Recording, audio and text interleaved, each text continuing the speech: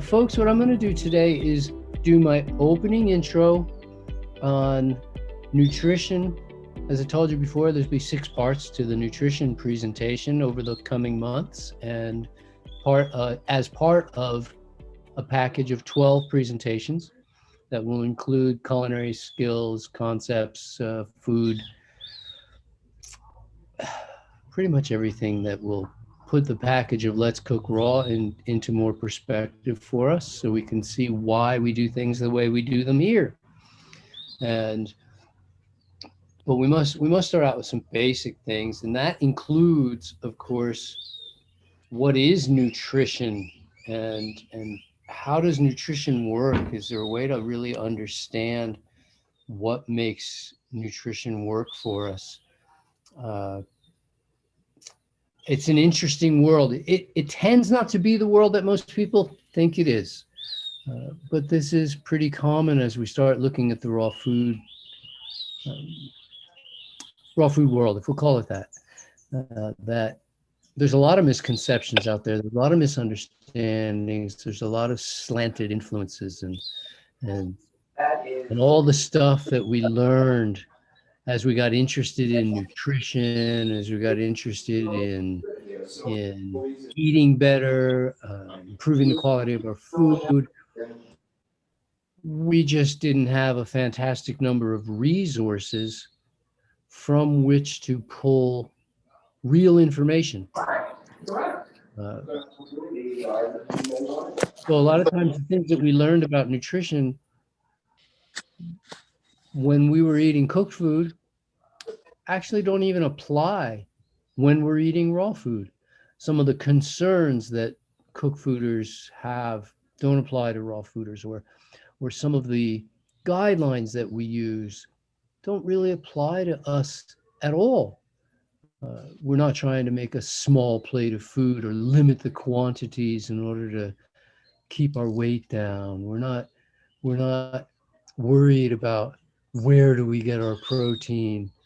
We have to eat this, that, or the next. We're not skipping meals in a vain effort to control weight. Actually, most of the stuff we learned about nutrition had to do with weight management, not really nutrition anyway. And so people would tell you, if you do some cardio and deaden your appetite, then you don't have to eat for a few hours afterwards. Well, I mean, that's counterproductive to recovering from working out. You need to eat after you work out in order to make sufficient glucose available for your body to replenish its glycogen supplies.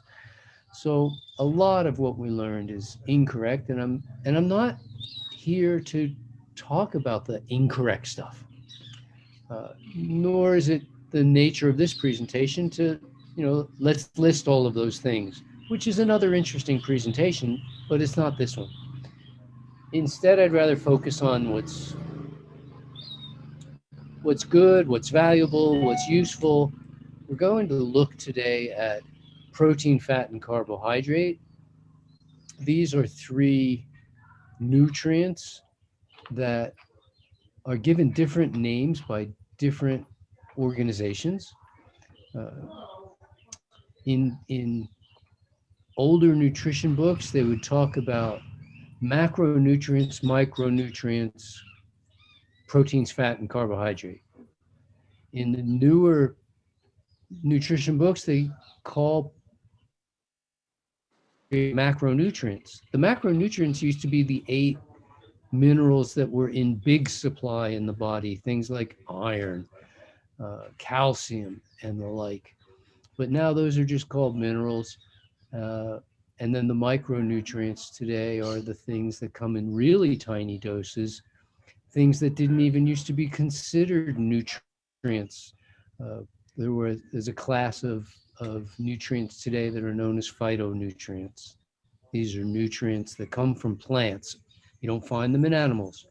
There's an unknown number, somewhere between 100,000 and 500,000 of these phytonutrients that we think exist. Maybe there's even more than that.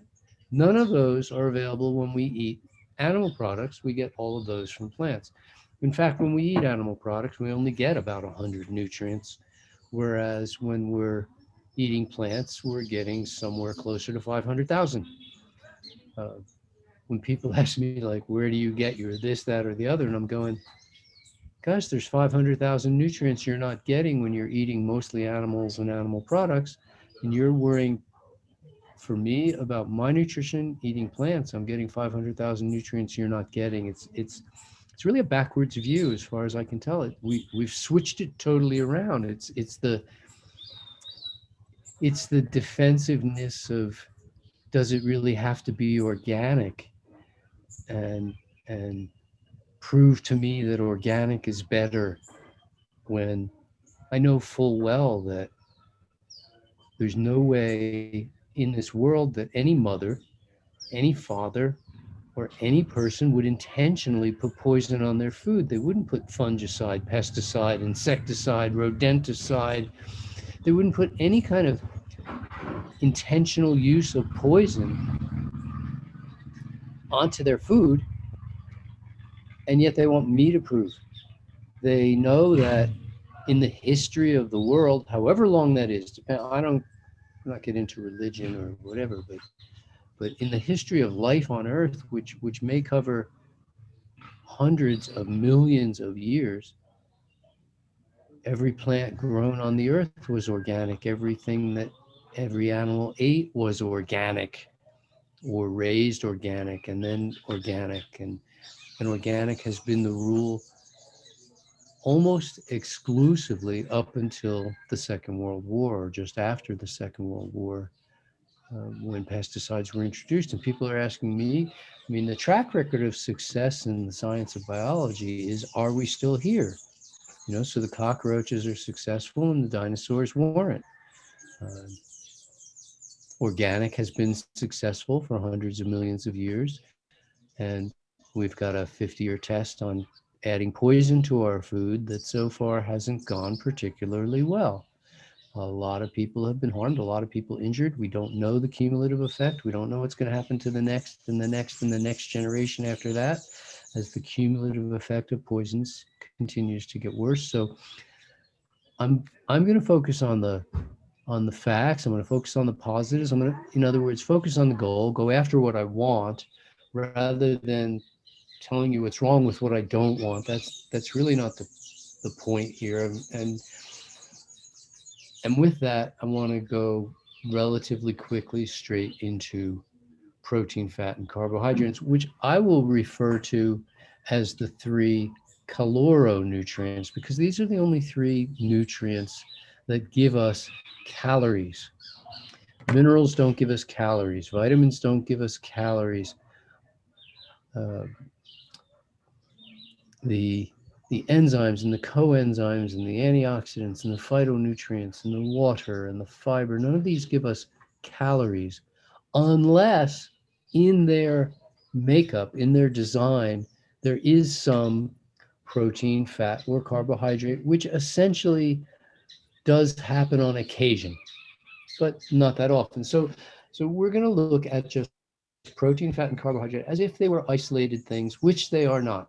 They're found in all food.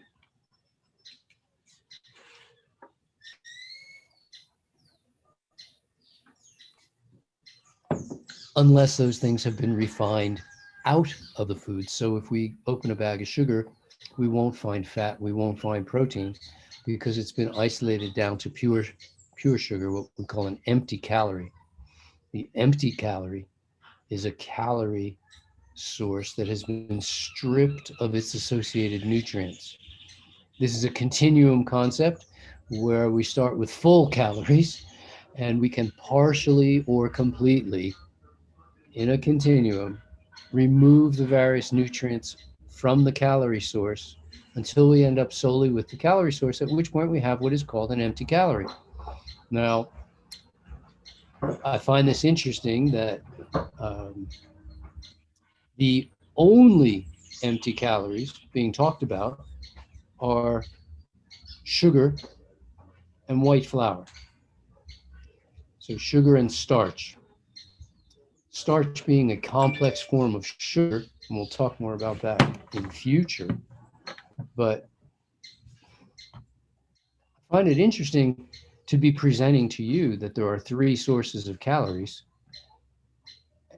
protein, fat, and carbohydrate. And then to think that in the world of nutrition, the only thing being talked about in terms of empty calories are the carbohydrates. To me, it makes just as much sense that if we strip all of the calories away from a fat source, say an olive, and we end up with olive oil. In fact, proud on the label, it says pure olive oil, sometimes extra pure olive oil. What they're telling you is there's nothing else in this bottle except a liquid form of fat.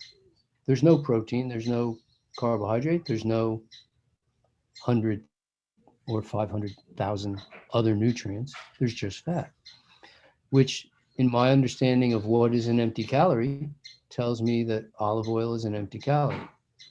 People are touting olive oil as a health food, and other people are saying it's an empty calorie, which is like our nutritional nemesis. This the anti-nutrient of the world is to consume empty calories. We want to get away from this, and yet people look at olive oil and they go, and when they hear me say it, and they go, yeah, but what about the really good oils?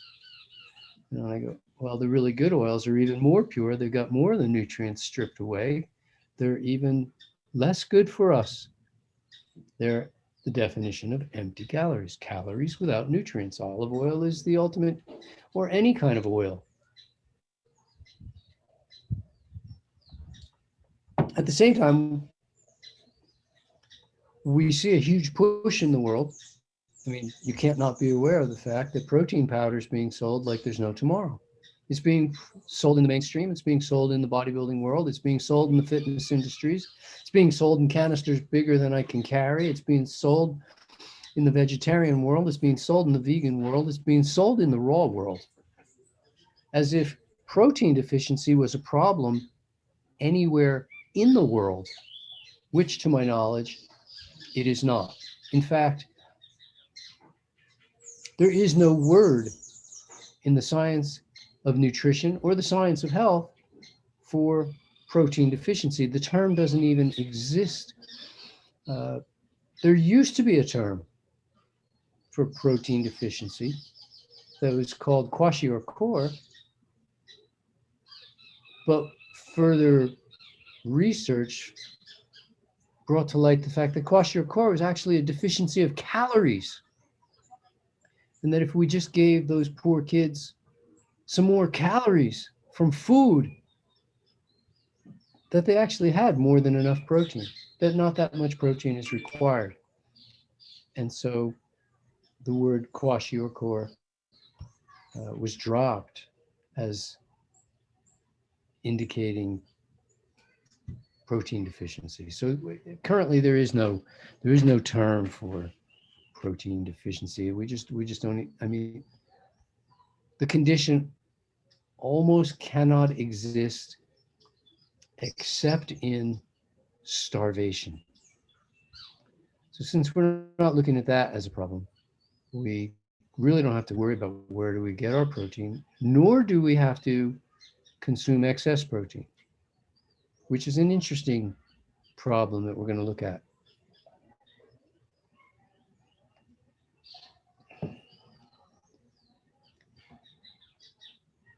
Protein deficiency doesn't exist, but protein excess, protein overload, protein oversufficiency is in fact a problem.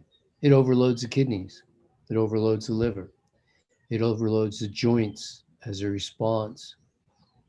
Protein, by its very nature, is typically high in minerals that contain sulfur, which is an acid mineral. It makes sulfuric acid. Um, and it has an acidic effect on the body. Too much protein must be neutralized by the body by the infusion into the bloodstream of calcium. The calcium comes primarily from the joints, from the bones. I say from the joints, from the bones, um, and floods into the bloodstream in order to neutralize the excess protein. But eventually, once the two merge up and neutralize each other, something has to be done with this material. Some of it can be eliminated via the kidneys, but some of it can't, and it ends up in the kidneys as kidney stones, all that excess calcium. Some of it is still free floating in the blood, and the levels are too high. It becomes dangerous, and the body just has to pack it away. And so this becomes uh, various types of arthritides form where we get bony buildups into the joints. Uh, and yet, still, there can be more if we continue plaguing the body with excess protein and then pulling calcium to neutralize it. And you got to do something with this. And we have this system of arteries and veins that's long enough to go to the moon. And we can take all of that and put a little bit of calcium on the inside of that entire lining of 250,000 miles of vessels and end up with what we call hardening of the arteries. Which reminds me, like, if you didn't know that there was that much, you could actually take all the arteries out of the body and all the vessels out of the body and line them up in such a way that it would make a tubule that went all the way to the moon. And do you know what would happen to the person if we actually did that? They would die if we did that. That wouldn't be good. We have to keep them inside. And we have to keep them functional. And we can't let the calcium build up on the inside of our arteries, because then we get hardening of the arteries. We lead to a condition where the arteries can't expand and contract with each heartbeat. And so instead, they become prone to burst.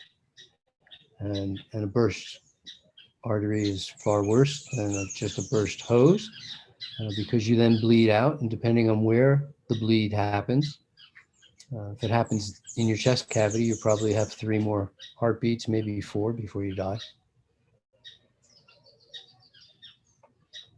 If it happens in your brain, you have a bleed, and then you maybe get 6 to 12 hours before you die.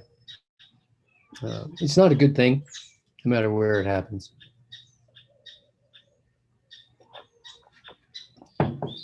So excess protein is easily as much a problem as deficiency. It's got to be more of a problem, since deficiency isn't a problem.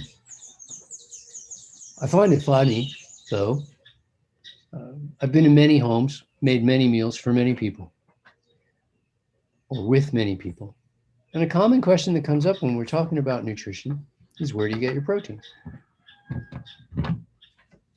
And, I eat plants, they've got plenty of protein. Elephants eat plants, they get plenty of protein.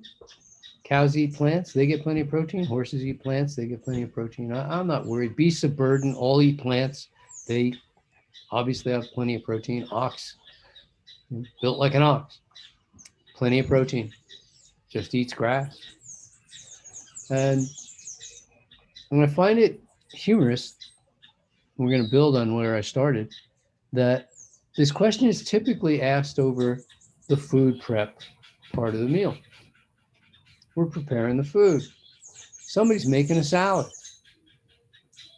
They're pouring oil over the salad. That's common. Okay. What's not common is to measure how much oil you pour on the salad. I think even in our audience, if we go, how many people pour the olive oil and how many people put it into a spoon and then put it onto the salad, most people would say they pour. At least that's been my experience with other audiences. Most people just pour the olive oil. Okay. So the salad itself might have 100 calories, or it might have 200 calories if it's a really big salad. The vegetable portion has 100 or 200 calories. And they're pouring on 3, 4, 5, 6, 7, 800 calories of olive oil. The olive oil is being carried by the vegetables. The vegetables are a delivery service for the olive oil, which is the bulk of the meal. 3, 4, 5, 6, 7, 800 calories of olive oil is easy to pour on. But the olive oil, if you recall, was an empty calorie food, meaning not only did it have no other nutrients, vitamins, minerals, enzymes, coenzymes, and on through that list, but it's also stripped of protein. So while the person is asking me, where do I get my protein? And I get mine by eating plants. So I'm going to eat a bigger salad than they are.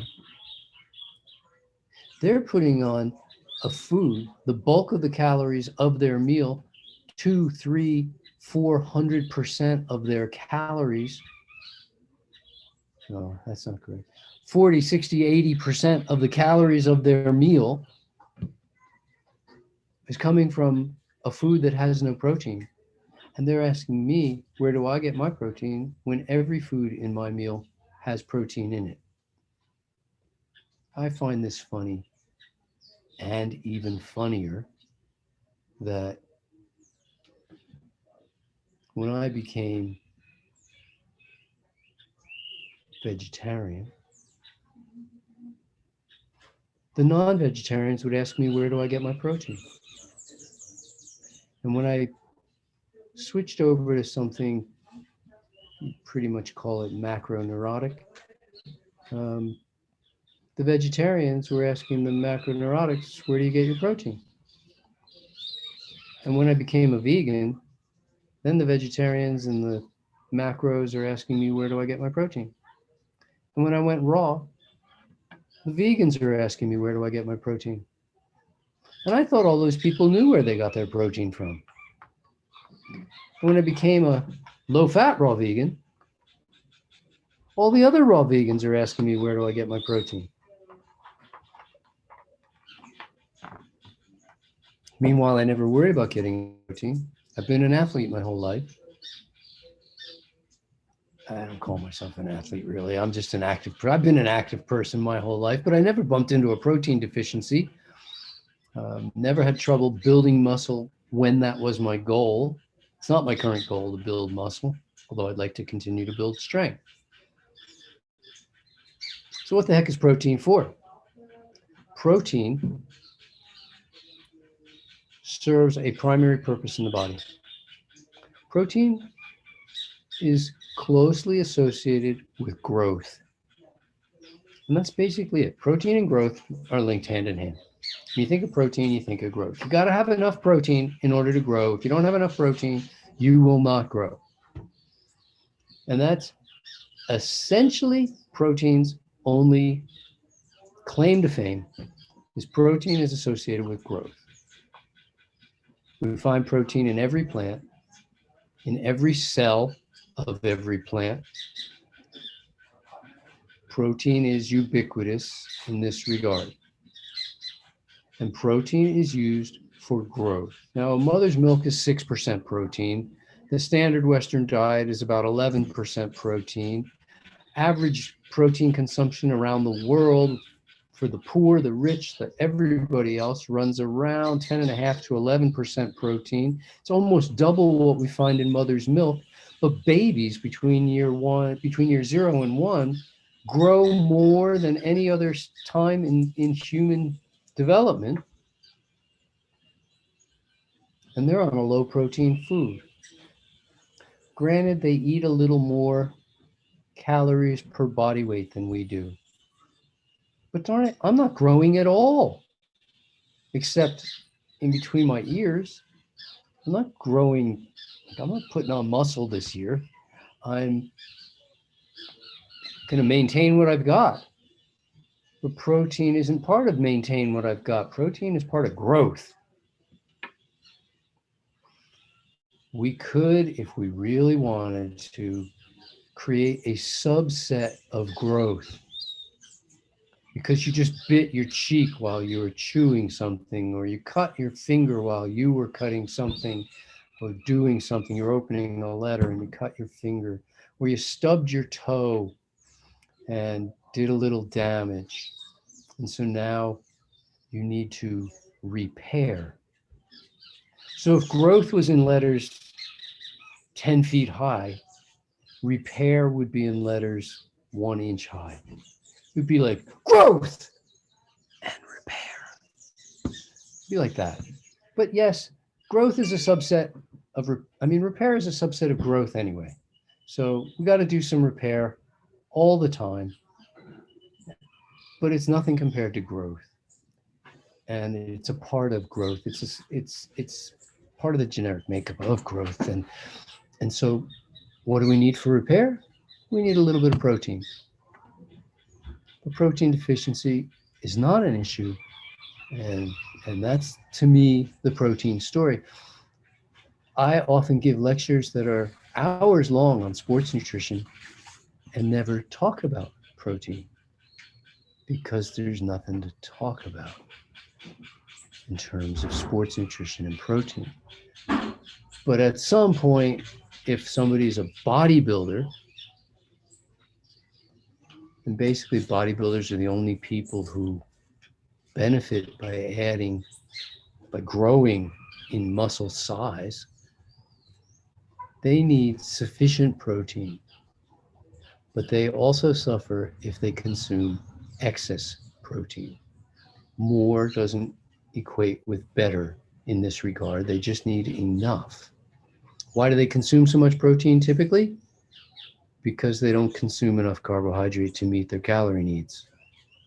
And so they consume more protein, which their body has to then convert into carbohydrate for them so that they can use it for their fuel needs.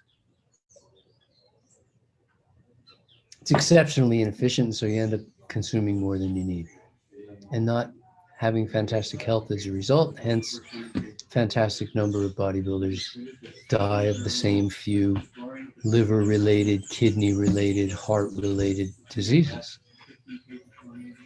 And pretty much the same ones as everybody else too. I'll give you time for questions. I won't go as long. I want to look a little bit at fat. And fat is super important. You got to have fat. Nobody lives without fat. I mean, your brain is made of fat to a great degree. When people call you a fathead, they're really not that far off.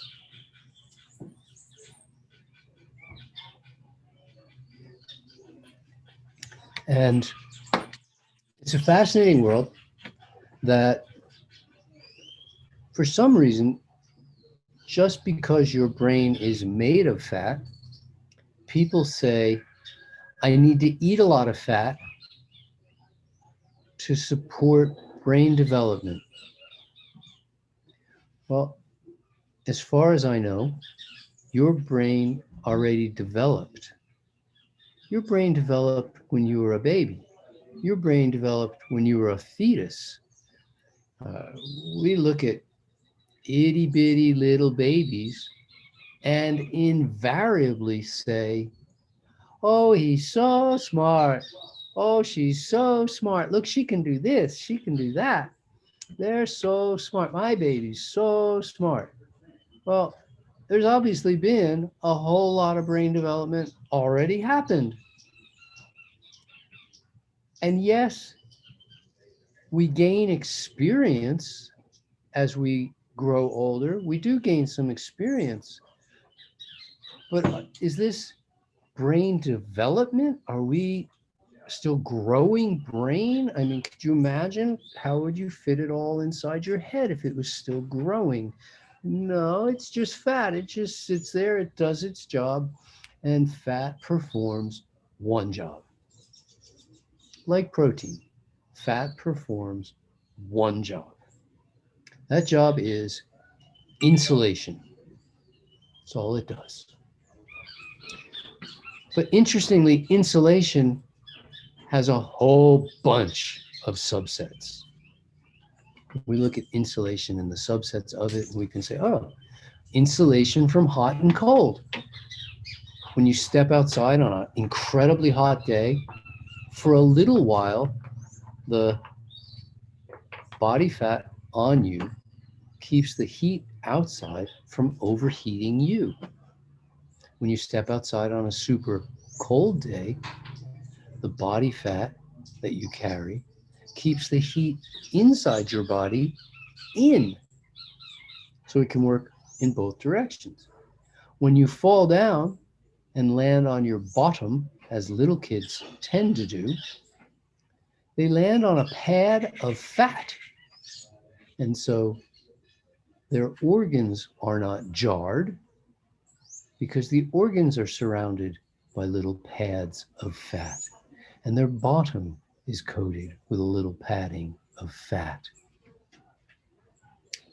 So against jarring, concussion, and other such hits, the fat works as insulation.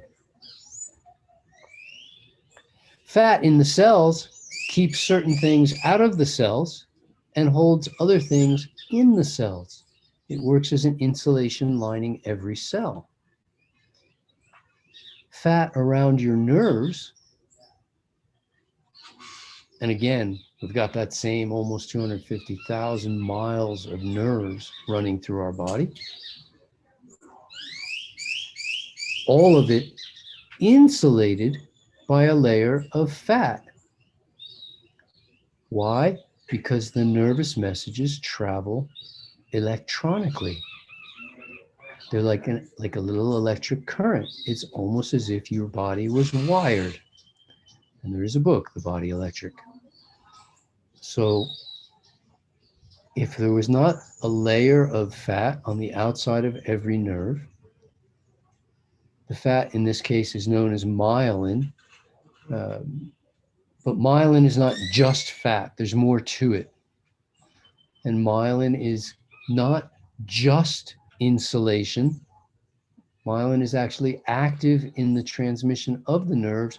And as you learn more things or refine various movements, you increase the amount of myelin surrounding the nerves involved in that activity.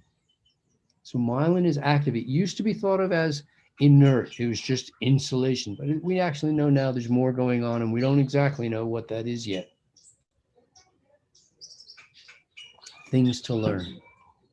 We know that when you lose the myelin, you end up with a bunch of problems. You end up with things such as muscular sclerosis or Lou Gehrig's amyolateral sclerosis or a bunch of other problems that come from nerve degeneration of the myelin sheath. We know that we can build the myelin sheath, however, and we know that we can destroy it.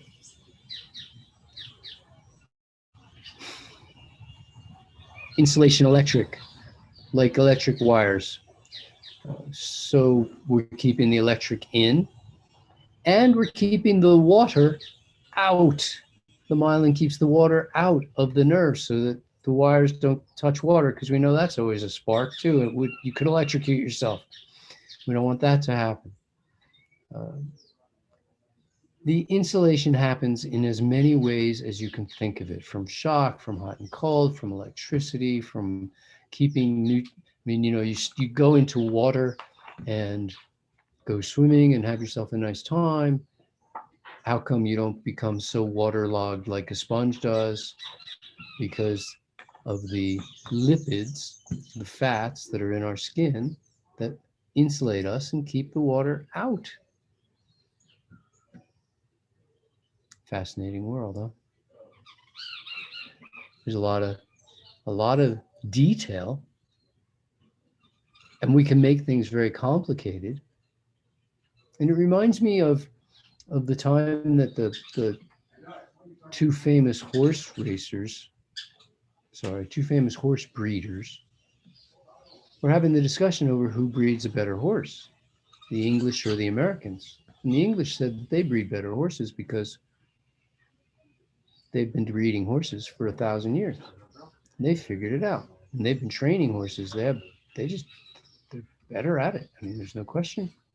When the Americans said, yeah, but we do better with nutrition in our horses, and we know how to train horses to become more physically fit, and our horses are better.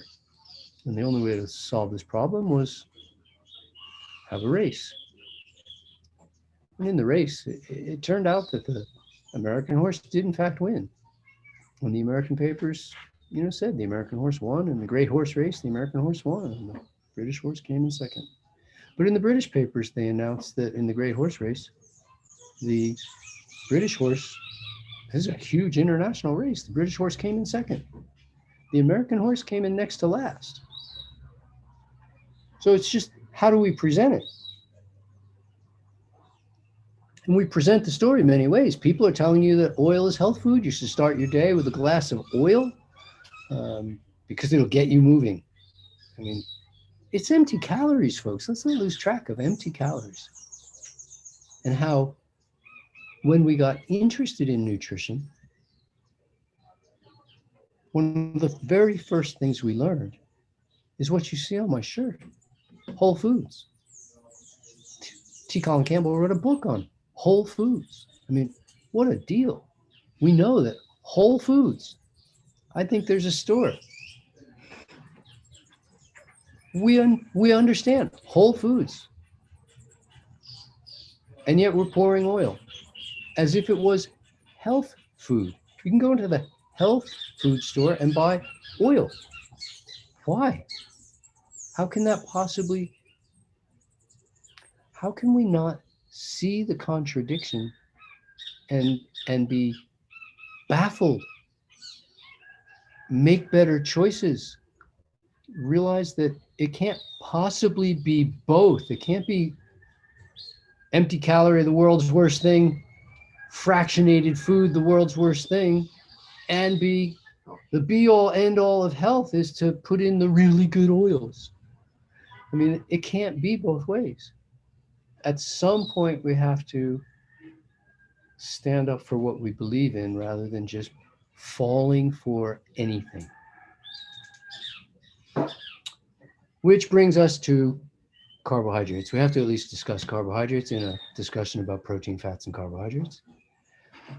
And carbohydrates also have one function in the body. And I'll have to think, but as far as I know, there's no subsets.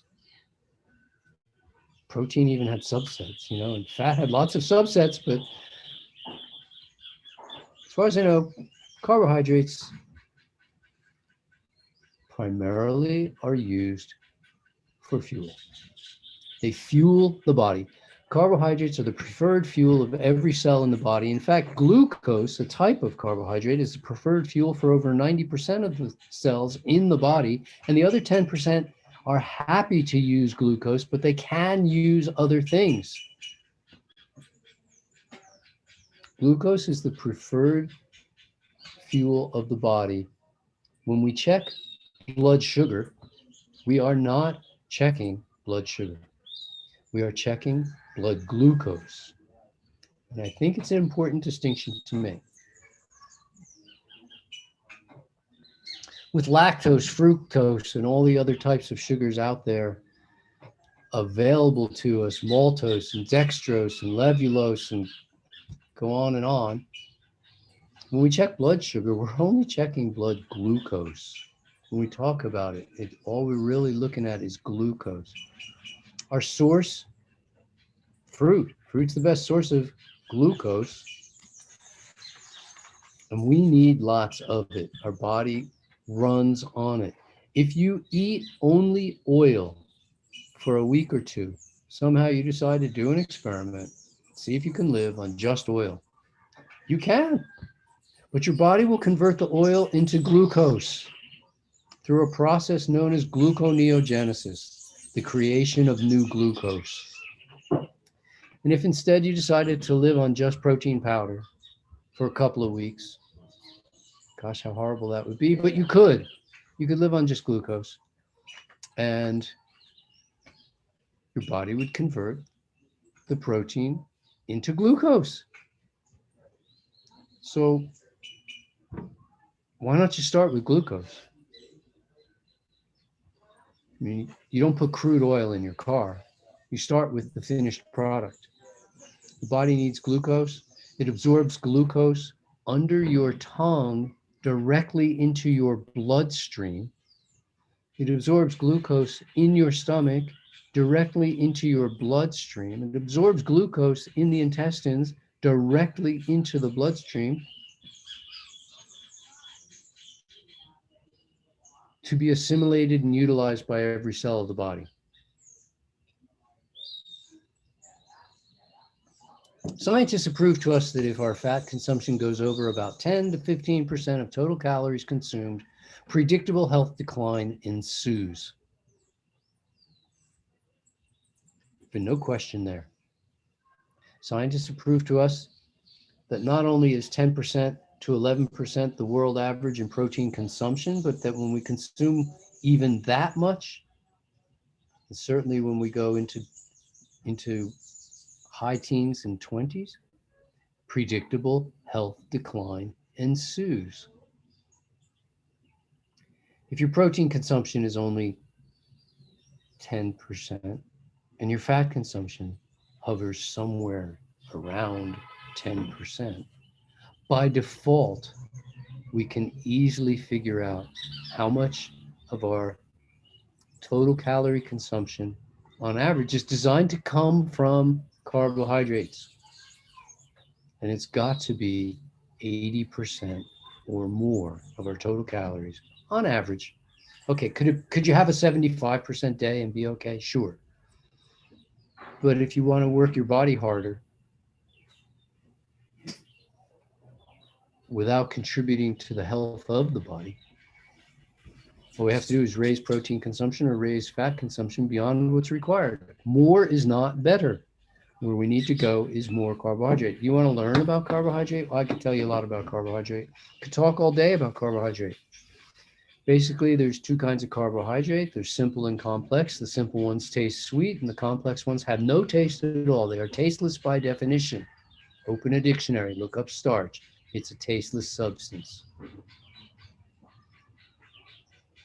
There's two kinds. Within those, we have what we would refer to as whole or fractioned, refined sugars versus the complete ones. So if we take a bag of sugar, we have refined sugar, we have an empty calorie. White flour, empty calorie. But if we consume foods that contain carbohydrates, then these are whole. So we have whole versus refined. We have complex versus simple. Personally, I'm not a fan of eating food that has no taste. So I'm going to not eat complex carbohydrates for any reason ever. But there are industrial uses for complex carbohydrates. It makes the best wallpaper paste of anything ever. We know that it's paste when we eat complex carbohydrates because the Italians told us. They called it pasta. They didn't hide it. The French told us. They called it pastry. We called it starch, as if that was any different than glycogen, which it is not. Complex carbohydrates in animals are called glycogen. Complex carbohydrates in plants are called starch. Why make it complicated? So that the public can be fooled. I can't come up with any reason other than that to tell you why nutrition is made so complicated. It's to fool the public.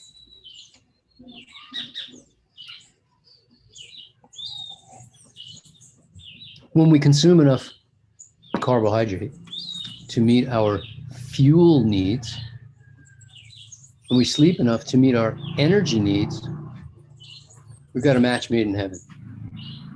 And we can just go.